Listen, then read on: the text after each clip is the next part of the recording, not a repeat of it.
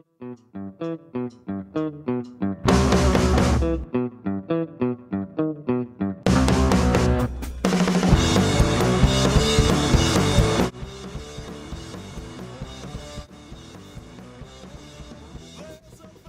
everybody, it's your old pal, Commander Bloodshot, here for another inking demonstration. Alright, I should probably stop with the accent. Anyways, hey homies, it's me, Ryan Winn, here with another inking demo using this old Commander Bloodshot page. Today we're going to be using a Raphael brush, the 8404, number 2. It's probably the smallest size I use. It's got a really fine tip, holds a lot of ink. I'll use a 4 and a 6 sometimes too. See the size of it there.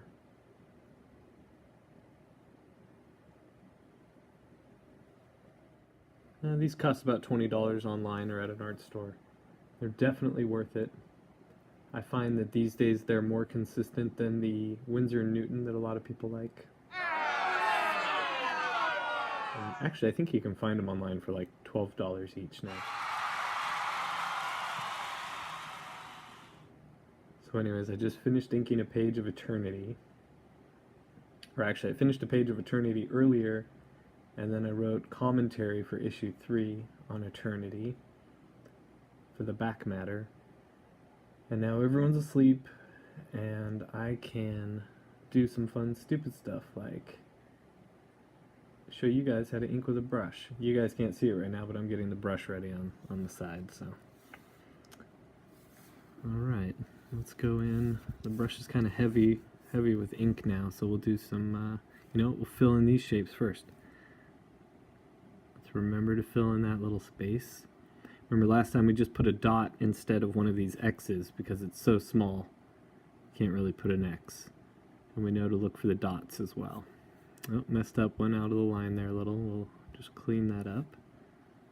Alright, there we go. So the brush is heavy with water still. I had just washed it out.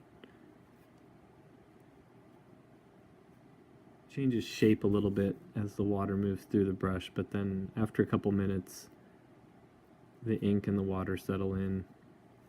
Everyone starts to play nice. You'll see, like with the nib, I'm pushing away. Except for here. Except for right when I said that, then I started bringing the lines in.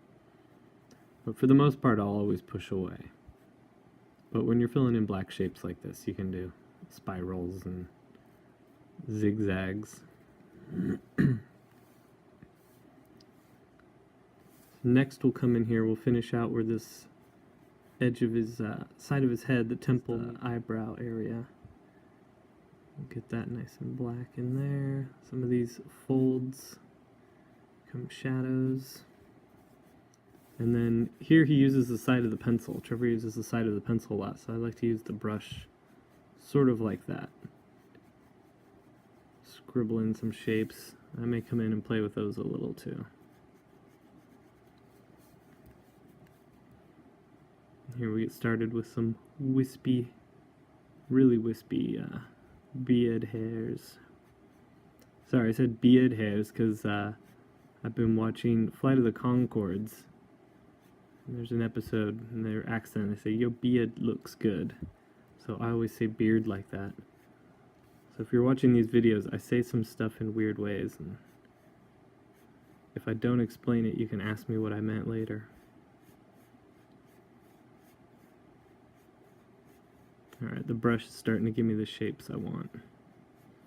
Sort of on demand. Now a lot of this is not final. Like, we'll go back in and we'll rework some of that. For now, we're just going to start getting comfortable with our brush strokes and our beard hair directions.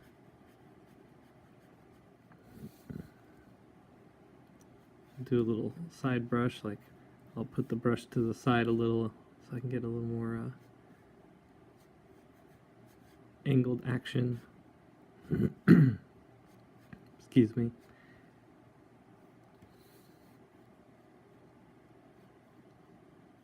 And we'll do these bleeds.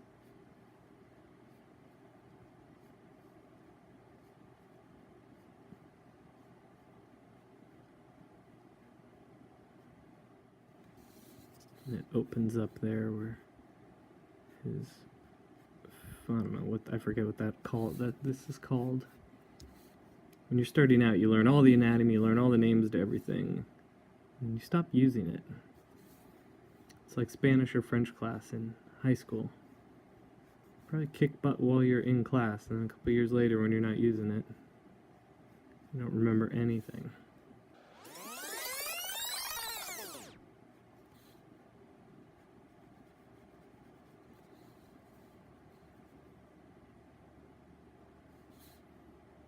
So issue 2 of Eternity came out today. It's probably yesterday now by the time this gets posted. I haven't seen the issue in print yet, but I'm pretty excited to check it out. It's my first fully digital inking job. Issue 1 of Eternity was basically half digital, half traditional. And issue 2, I went full digital. And I'm excited to see how it turned out. The digital inks in issue 1 were too thin. I wasn't that happy with the way they printed. I'm much happier with the way issue 2 looks, and really happy with the way issue 3 is coming along, which we're almost done with. David's colors on issue 3 are probably some of the best we've had from him so far. Alright, you guys can check that out while I'm doing a dip of the brush side. I dip the brush and then I have a piece of paper next to it where I sort of do a light twist and wipe the brush like this to get a nice point. Or I flick it on the inside of the edge of the jar, the ink jar. Alright, I've been wanting to do these bleeds for a while, but rendering here on these eyelids, but oops, look at that. I looked for a second and I accidentally touched it.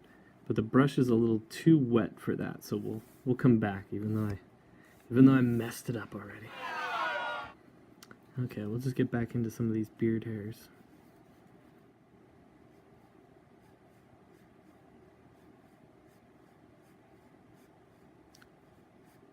And Trevor's a nice guy. He's not a stickler. If I do my own patterns a little or don't follow his line work or shadows exactly, there's been times where I've inked on blue line print-ups like this, and it's missed the shadows. The printing has missed some shadows.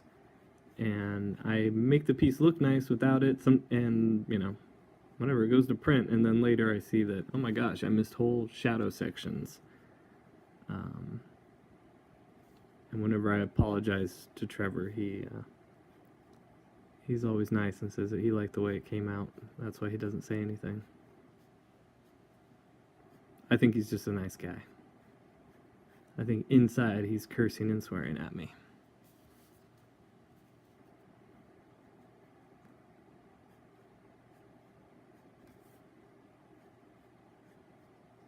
I should probably be explaining more about the brush strokes, but I'll just let you watch for now. I really like working with brush. I messed up there. The weird thing about brush is that you can't really feel it like a pen. A pen, you can feel the pressure, you can feel, you know, any bend in the nib or in the marker tip. But with the brush, it's very subtle. I remember thinking it was something that, like, the more you did, you'd eventually, like, really feel it. When we were first starting out, when I was first starting out and I was working with Danny Mickey, you know, I asked him, like, hey, do you eventually get used to the brush feel, or is it always sort of like an invisible feeling like that? It's not the right word, but, and he said, no, you'll never really feel the brush. It's all muscle memory and visual memory. Remembering how much to let it bend to make certain shapes, or how much pressure to make it a certain size.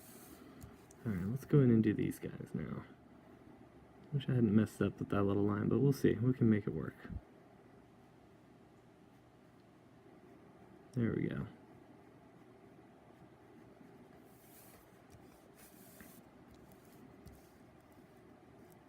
And what I like to do is get myself very comfortable on the desk, and I lock my elbows in place. So for the most part, my hand doesn't leave this area. And I'm always spinning the board and spinning the board. We'll try to do a little more next time. And I've been getting DMs from some of you making requests for videos, and we've got some great ideas coming. So stay tuned, and thanks for joining. Take care.